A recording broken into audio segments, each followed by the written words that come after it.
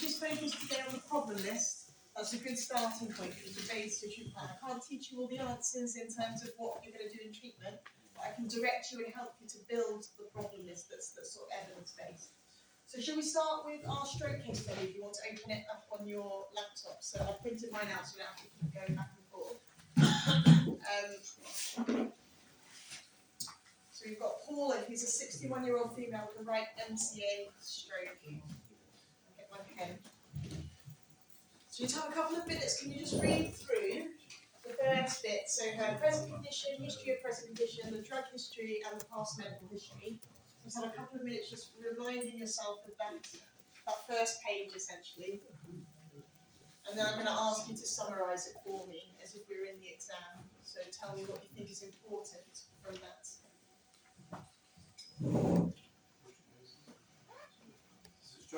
It's the stroke one we're going to start with. So stroke, it's Paula, 61-year-old female, right MCA stroke.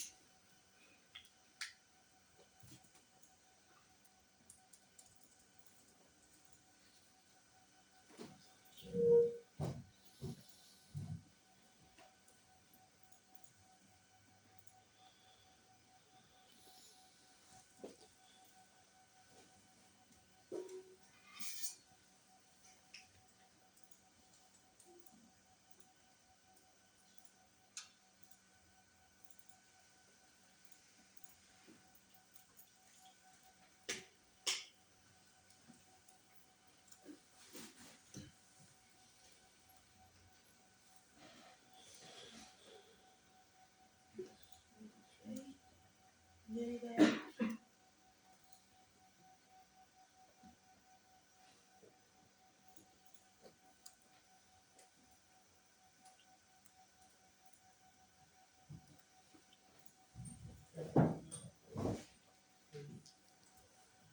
Okay. So would someone like to summarise this first section for me, please? So Paula's present condition and the history of the present condition. What do you think are the important bits of information that you picked out from that very first paragraph? Yeah. So it seems like she's had a previous TIA Yeah. lead up to this stroke. Okay. And she's a couple of weeks ago, which will fit that kind of time frame, when a sort of longer lasting infarct can happen. Okay. And she's on a couple of she's got past medical history, which is suggesting her predisposing factors, angina and diabetes. Okay, I'll just stop you there for a second, so we can catch up. So, things that we've picked out then. So, what has made you think from this that she's had a previous TIA? It's the fact that she had an episode of sensory loss, etc. It lasted for a day and it left TIA feeling something's not quite right, but it's not sort of prompting to ring down. And the key thing is it's resolved, wasn't it? Yeah. So that's our definition of what a TIA is. So in the exam, I might then say to you, well, can you explain to me what a TIA is? So give me a definition and why you think this fits the pattern of a TIA. So all of these things you can then explore a bit more with the examiners to explore your understanding. That's great. So you've also picked up a couple of things in her past medical history. Would anyone like to pick up on the past medical history and tell me what makes Paula more at risk of a stroke based on her past medical history? She's got type 2 diabetes. Yeah, type 2 diabetes, and why is type 2 diabetes a risk in terms of stroke? Well, you can't assume, you never can, but normally, in most common cases, type 2 diabetes is linked to people with having like poor diet or poor. Atherosclerotic arteries, that type of thing. Okay, yep, so there are some sort of predisposing factors. Type 2 diabetes can have a genetic aspect to it as well. What else does diabetes do to your system, to your blood, to your platelets and things like that? Hyperglycemia damages the arteries. Yeah, lovely. So again, I might explore in the exam with you your understanding of exactly how diabetes comes to damage, what might cause lead damage. So things like, the term raised blood sugar, it thickens the blood, makes you more at risk of clots. If you've got other kind of predisposing factors, that would be a risk. What about the angina? What does the angina suggest to you? Atherosclerosis. Yeah, potential sort of cardiovascular disease. There's lots and lots of things that you can start to pull out of this that I might then bring into the exam and ask you just to expand on a little bit. So good. So there we've covered sort of history of present condition and the past medical history all kind of in one go. But that's a nice summary. So I don't want you to kind of read off the sheet when you come in. I want you to have a nice summary in your head thinking, well, these are the really key points that I want to get across. I need to get across that she's had a TIA. I need to get across the things that will put her at risk of a stroke. And then be able to explain why those things are important. So that's great. And then if we think about the drug history, anything to say about the drug history, do you think? So she's on aspirin, which would be to try and thin the blood anyway, and GTM for angina.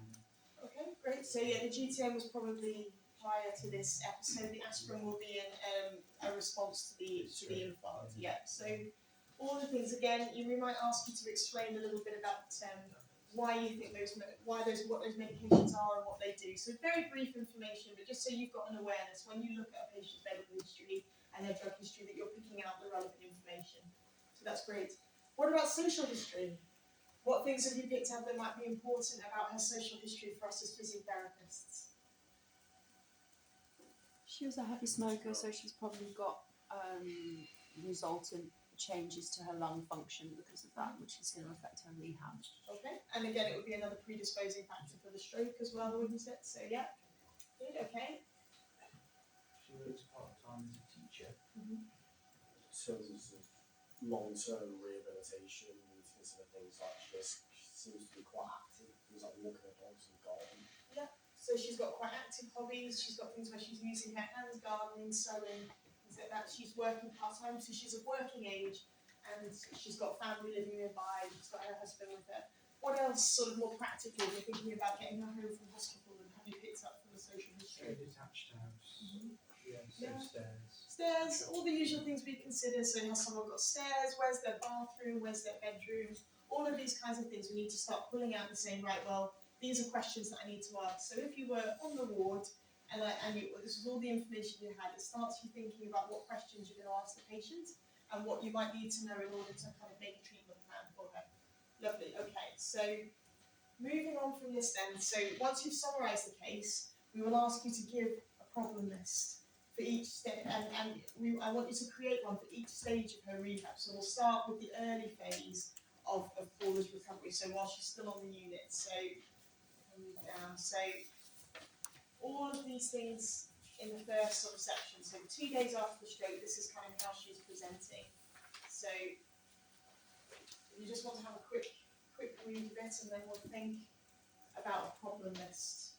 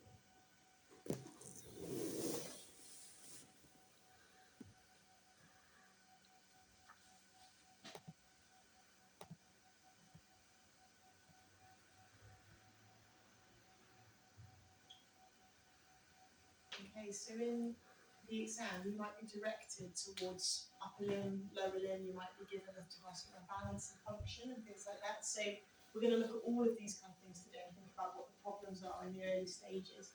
So if we start with Paula, what would you say your number one problem for her would be if you think about the focus of being her trunk and her posture? Sorry?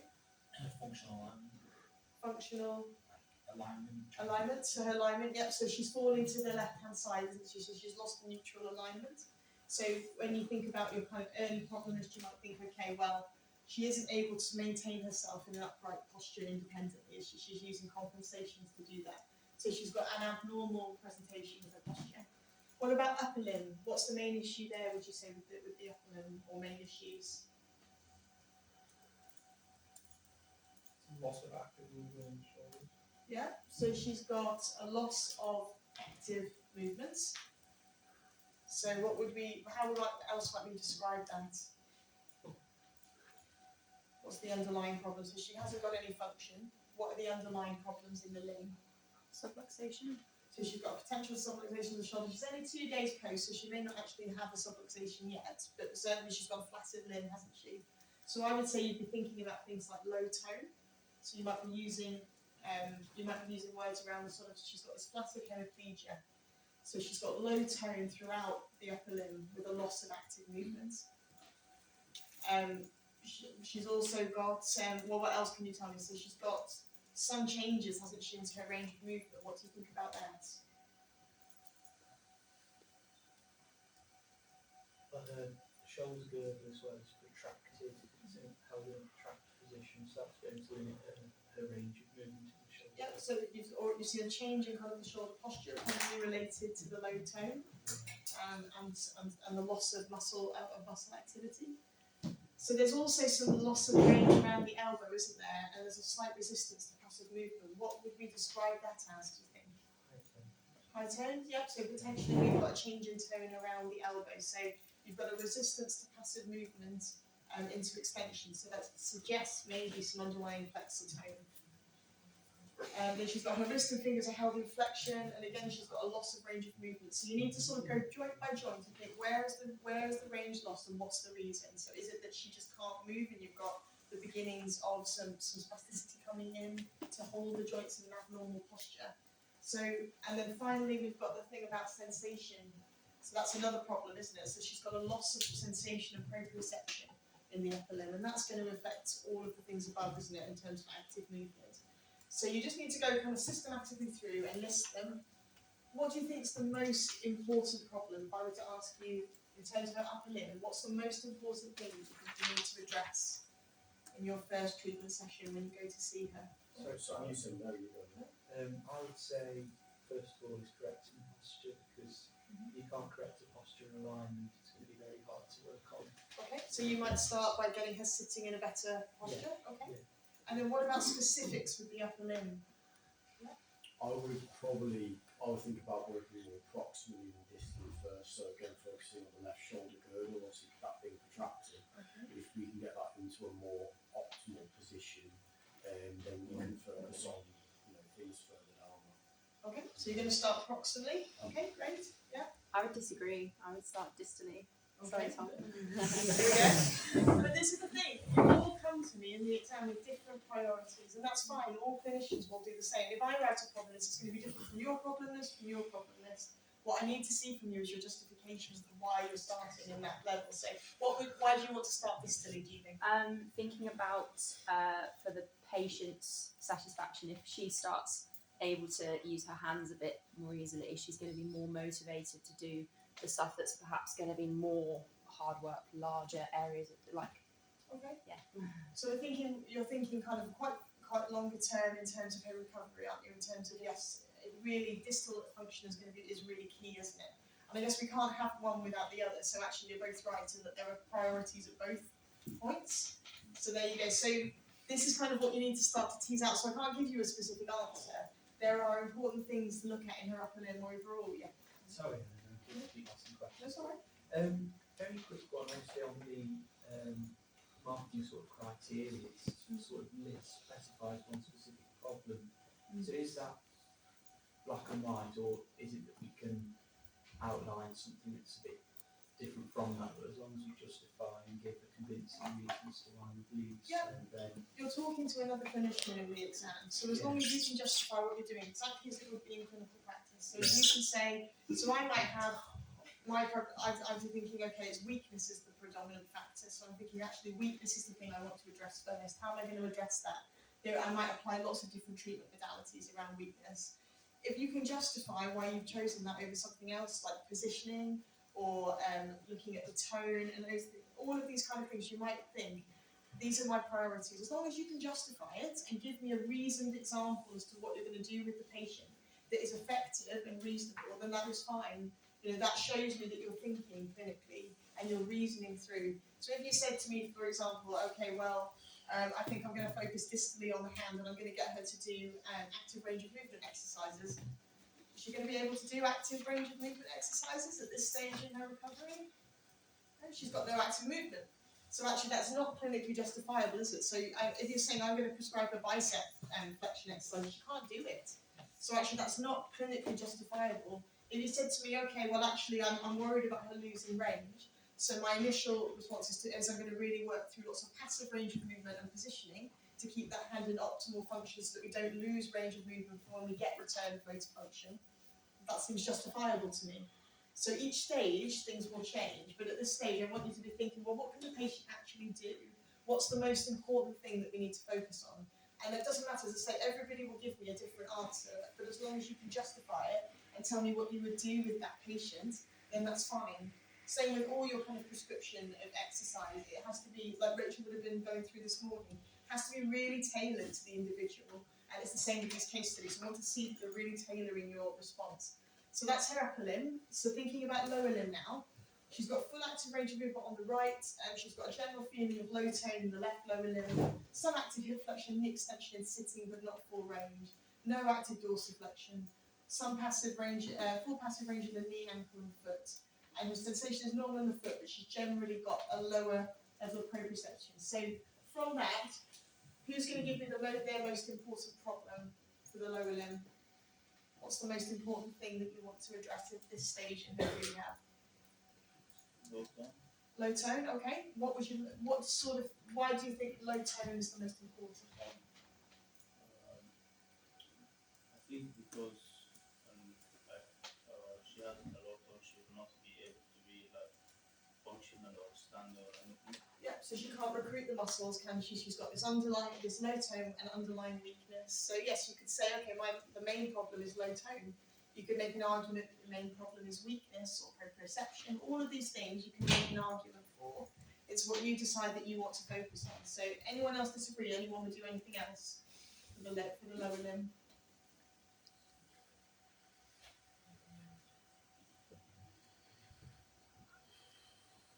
Yeah, go on. Give it a try. I'd go more for, like the lack of full hip flexion, the extension dorsiflexion, because that's more your walking parameters. Yeah. So I'd want to sort of address that first. Mhm. Like because proprioception will come back when they start sort of putting weight through it Okay. as well. So if we're starting to walk, not that she will be at this point at all, but I think that's more of a concern because that's the start of walking. Okay, yeah, so you might be thinking, I need to do something around the weakness, is kind of what you're telling me. So she's got some muscle activity, so if we've got activity, we can exercise it, can't we? We can make a muscle stronger, it can contract and it can work. So yeah, no, that's a reasonable justification. So actually, some of the other things will come later if I can get this patient to a point where they can stand. So I want to focus on maybe starting with exercise in the lower limb, potentially, to actually make those muscles that are working stronger. Okay, good. Anyone else who do something different? Couldn't you say that the low tone and the weakness that's essentially the same thing? Well, it's slightly different in terms of the physiology, but actually, yes, ultimately they do present similarly, don't they? So if you've got low tone, it's difficult for you to recruit your muscle fibres, and underlying that, they're weak because they become very long and ineffective. So you could justify it from that, and you can say those are similar things. But if I was talking about this lady, I think actually if we're thinking about her wanting to return home, she needs to be functional, doesn't she? She needs to be able to put weight through her legs, so we need to address the tone and the weakness.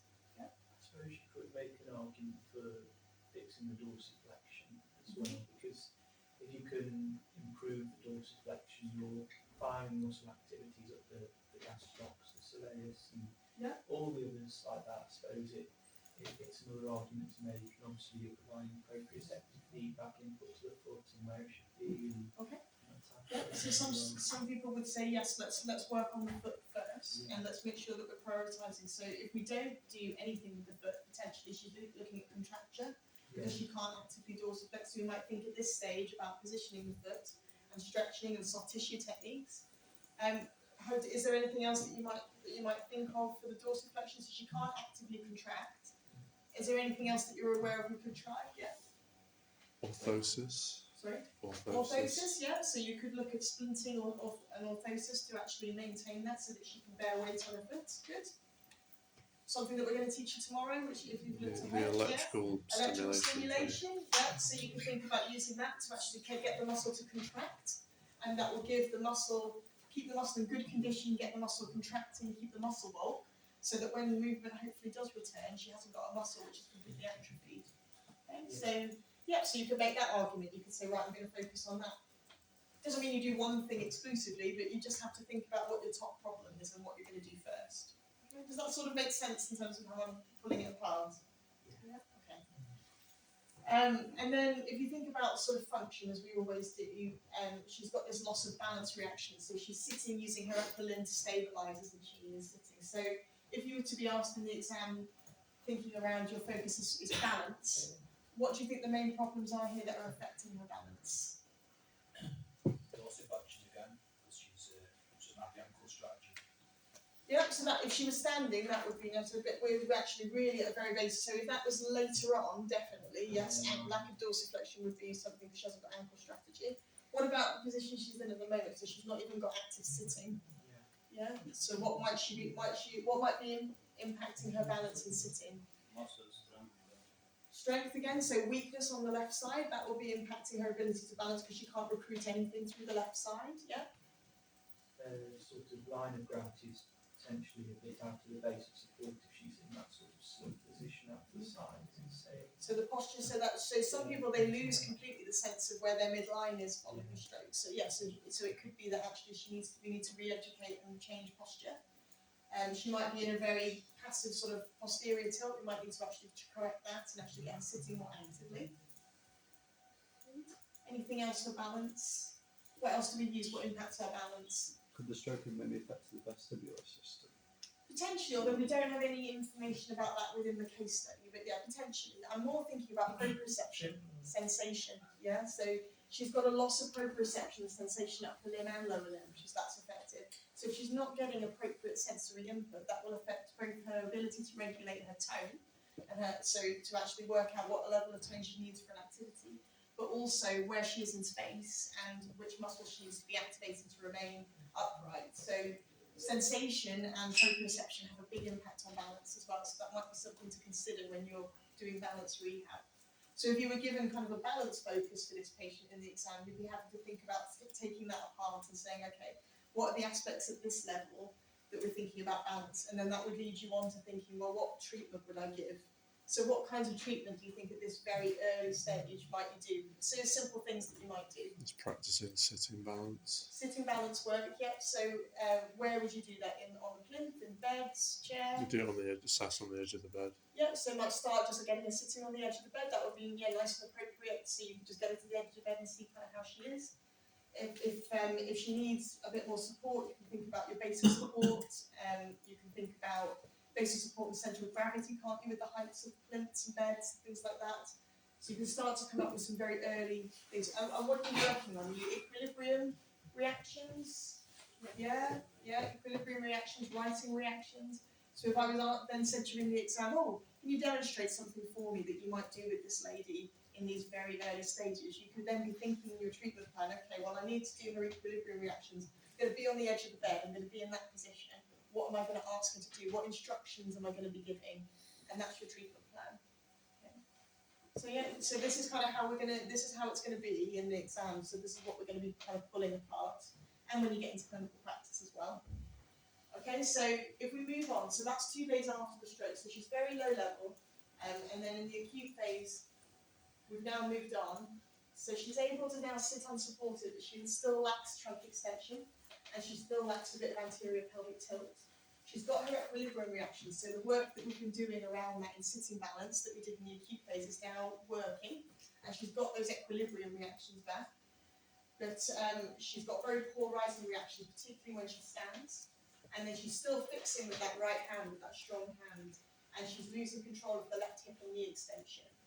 So let's think about posture and balance first, and we've just talked through that. What's the main problem here? What's the most important problem in terms of posture and balance that you need to fix, do you think? What's going to be your priority in the mid stage? More strength focused. So yep, so you could work on strength. Which muscles are you going to strengthen, do you think? Quadriceps, Mhm. hips. Yep, all around the hips, so quads, and you're going to be thinking about hip extensors, glutes, and things like that.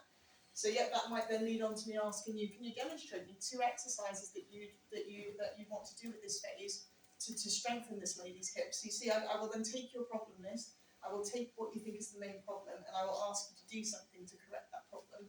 So this is kind of what we need to do throughout. Good. Anybody else who'd look at anything different? So you're going to go with exercise to strengthen the lower limb. Okay, reasonable, justifiable. Good.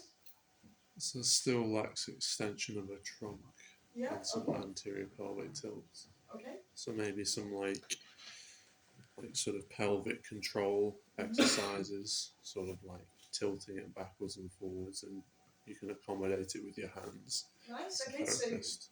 you're going to do that on the lying or in sitting. I'm sitting on the edge of the bed. Sitting on the edge of the bed, so you're going to work on anterior tilt. Yep, so good, nicely justified, because if she can maintain anterior tilt, then the posture will hopefully improve, and that will give her a better ability to recruit her muscles. You could even start what Tom said about you could have her in lying, trying to get it so that she's purely focusing on that tilt. Yeah. And then once she's nailed the movement, Mhm. then get her trying to incorporate that into standing into a more upright posture. Lovely, yep, so if it's too difficult in standing or it's too difficult in sitting, take it down to lying. So all of those things, you can break it down, good. Anybody want to stick her on a gym ball? What do you think? You had your gym ball session, didn't you? Yeah. Potentially, yeah. If you've got the right amounts. If you've got enough people to do it safely, yeah, you might get her on the gym ball and do some pelvic tilting, because she can sit now unsupported. So you could potentially get her on the gym ball, or you could do some gym ball work on the bed, things like bridging would be nice.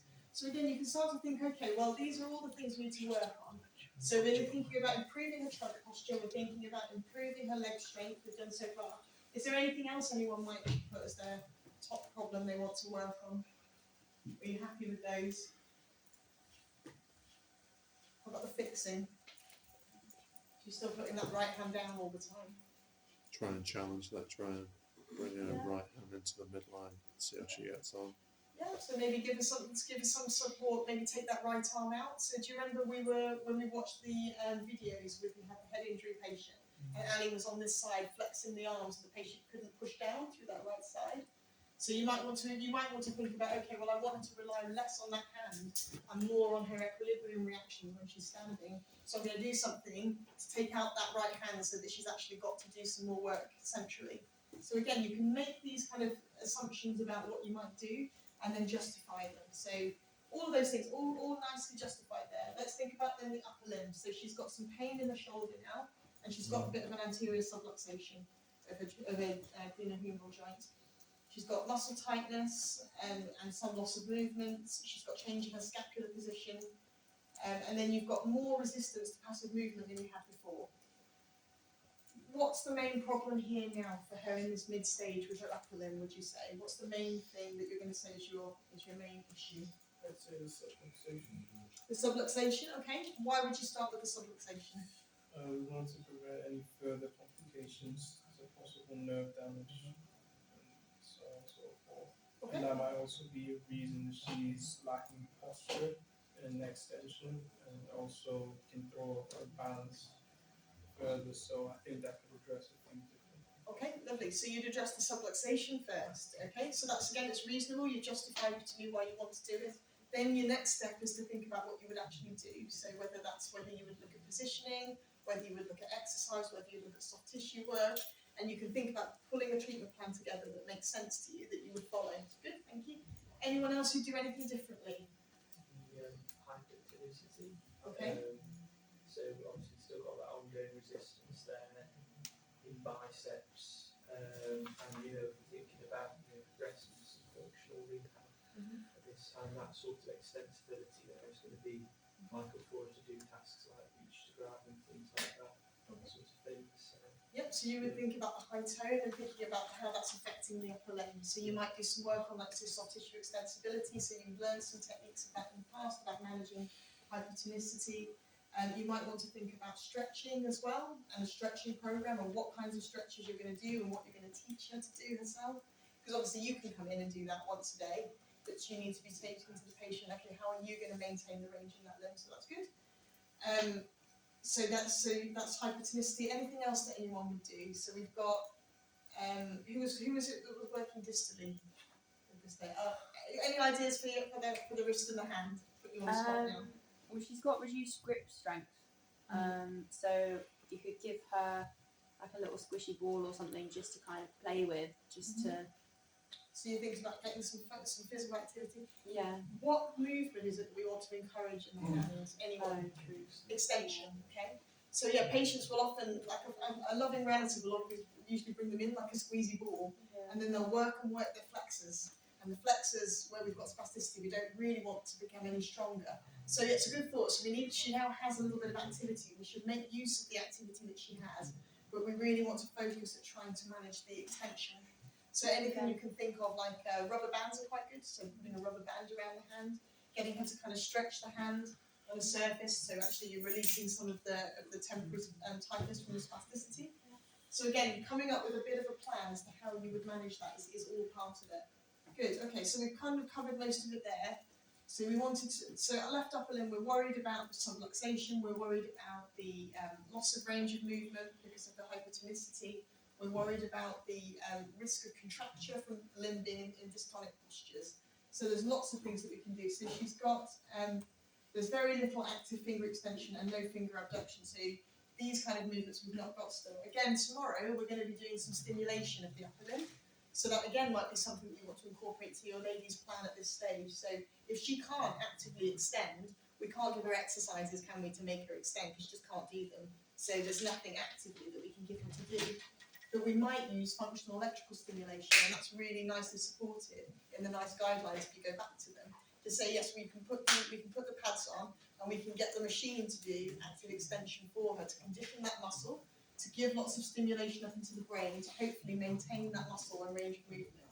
So these are again things that you might want to consider if you're thinking about working more distally and what you could do distally. Also around the shoulder, potentially, if you've got muscles which aren't working, like the rotator cuff. We don't teach you these particularly on the course, it's more specialist, but you could look at a functional electrical stimulation to the shoulder to actually get the rotator cuff to contract and bring the humerus back into the glenohumeral, to bring the glenohumeral joint back into position. So loads of things you could do. And I can't say one of them is better than the other, really. You need to look at the evidence and decide what you would do and to focus on her. So that's great. So we come to the lower limb. So she's now able to, in line, she can flex to extend the hip and knee, but the movement's uncoordinated. And she's got obvious weakness in all muscle groups around the hip and the knee. In sitting, she's able to extend the knee against gravity, but not full range, and it's a slow movement. She's still got no active dorsiflexion. And she's got some sensation to localise touch and detect movement, but there's still some proprioceptive errors there. What's our priority, do you think, for the lower limb? We talked about strengthening, so that's again something you might think strengthening is a good starting point. What would anybody do in prioritising the lower limb?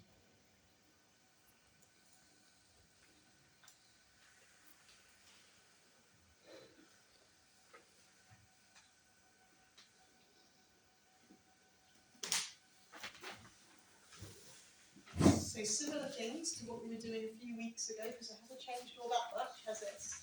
She's got more muscle power, which is good, so it shows that what we've been doing is good. So she's still not, she's standing, but she's losing control. So we might want to think about coordination, we might want to think about strengthening again. So again, if you come to your exercise program that you design for this lady, it needs to be appropriate for the level. So exercises she might have been doing back at the beginning are not going to be appropriate now. I was going to say, so you know the ones you sort of doing at the beginning, obviously if she can't do it in standing, carry it on in either lying or sitting and just sort of progress it in lying and sitting until she's able to work up and strengthen more. Yeah. Then when she tries it in standing, after going through it for a few weeks, she's then potentially able to do it in standing. Yeah, okay, so yes, it's about choosing the right level, isn't it? So finding the right level and working her to a point of fatigue in that position. So working the muscles to the point of fatigue. And so she's able to sit to stand now with the one therapist. So actually in itself that is an exercise, isn't it? So we could be getting her to practice a lot of sit to standing and sequencing the sit to stand so that we can try and reduce the amount of reliance that she has on the therapist. So you can make your exercise program really functionally based around transfers, around sit to stand. Certainly at this level, she's really still quite dependent, so she's going to need lots and lots of practice. So when it comes to prescribing exercise program for her at this stage, you need to think, what's my goal here? Well, I want her to be more functionally independent. What do I need to practice? I need to get her into extension a bit more. I need to work on those muscles to get her upright against gravity. In terms of things like coordination, you might want to think about the kind of amplitude of movement and different exercises you could give her around lower limb coordination. Loads of stuff you can do, just a matter of deciding what you think the priority is. Okay? I'm going to move on because I'm going to run out of time otherwise. So let's move her into the community. So she's living at home now, and her upper limb is quite different. So she's now regained a little bit of upper limb movements. So she's got some functional movement back. Well, she's got some movement back, but it's not particularly functional. She has some ability to grip, but reduced grip strength, and she drops things when she picks them up.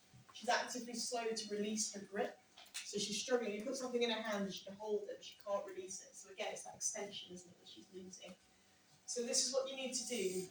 I won't go through every one of these again, but you need to think, what's the main problem in the upper limb? What's the lower limb? What about function? What about balance at this stage? What about mobility? Because she's mobile, I think, towards the end, she's with a crutch, isn't she? So thinking about what is the priority and how are we going to break it down? What are you going to think about in your late stage problem list that's going to break this lady's problems down into things that you can address as a physiotherapist? Okay? Clear as mud? Excellent, good. It should all hopefully come together quite nicely.